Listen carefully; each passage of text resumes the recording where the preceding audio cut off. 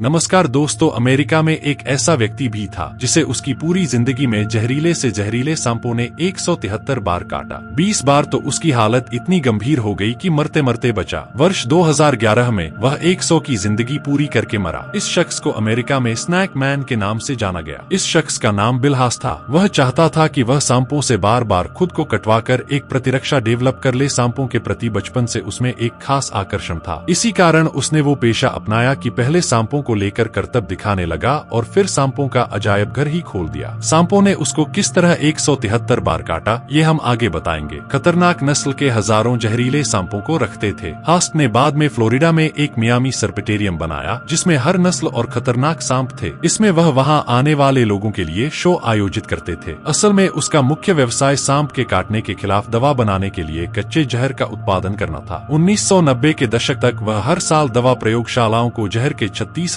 नमूने उपलब्ध कराते थे। एक समय में बिल हास्ट के पास 10,000 से ज्यादा दुनिया भर के सांप थे, जिसमें समुद्री, अफ्रीकी, cotton mouth, rattlesnake, cobra, krait, green mamba, tiger snake और वाइपर सहित तमाम जहरीली प्रजातियां थीं। इसलिए सांप ने काटा 173 बार। बिल होस्ट को उनकी जिंदगी 173 सांपों द्वारा काटे जाने की एक खास वजह थी। वह अपने नंगे हाथों से घातक सांपों को पकड़कर उनके जबड़े खोलते थे। उनके नुकीले दांतों को रबर की झिल्ली में घुसा देते थे, जिससे जहर की बूंदें कांच की शीशी में गिरती थीं। एंटीवेनम बनाने के लिए पर्याप्त जहर बनाने में हजारों बार ये काम करना पड़ता था। कोबरा के जहर का इंजेक्शन। इसी दौरान हास्ट को सांप काट लेते थे। कई बार वह बच जाते थे, लेकिन कई बार हालत खराब हो जाती थी। तो हास्ट ने इससे निपटने के लिए खुद को कोबरा के जहर की पतली मात्रा इंजेक्शन के साथ लेनी शुरू कर दी, ताकि उनका शरीर एंटीवेनम प्रतिरक्षा हासिल कर ले। इसको उन्होंने समय के साथ धीरे धीरे आगे और मात्रा में बढ़ाया। इससे फायदा ये हुआ कि उन्हें ज्यादातर सांपों के काटने से उसका कोई असर नहीं होता था। जिस सांप ने काटा वही मर गया। हालांकि जब बिल हास्ट ऐसा कर रहे थे तब कई डॉक्टरों ने कहा था कि वो अगर ऐसा करते रहे तो मर जाएंगे। जैसा नहीं हुआ। हालांकि 1954 में जब दुनिया के सबसे जहरीले सांपों में नीले क्रेट ने उन्हें काटा तो वह मरते मरते बचे। हालांकि इस सांप के काटने के बाद कोई जीवित नहीं रहता। उल्टे 10 दिनों बाद उस सांप की ही मौत हो गई। 100 साल की उम्र का राज। समय के साथ हास्ट का खून ऐसा हो गया कि उनके खूब से सांप काटने वालों का इलाज हुआ। इससे दुनिया भर में 20 से ज्यादा लोगों की जान बचाने में मदद मिली। वह 100 साल जीते रहे और दावा करते थे कि उनकी लंबी उम्र का असली रहस्य सावधानी पूर्वक उनके द्वारा विष की नियंत्रित खुराक लेते रहता था। वे 90 साल की उम्र होने पर भी फिट और फुर्तीले बने रहे और उसके बाद भी उनकी फुर्ती में कोई कमी नहीं आई। 7 साल की उम्र में पहला सांप पकड़ा।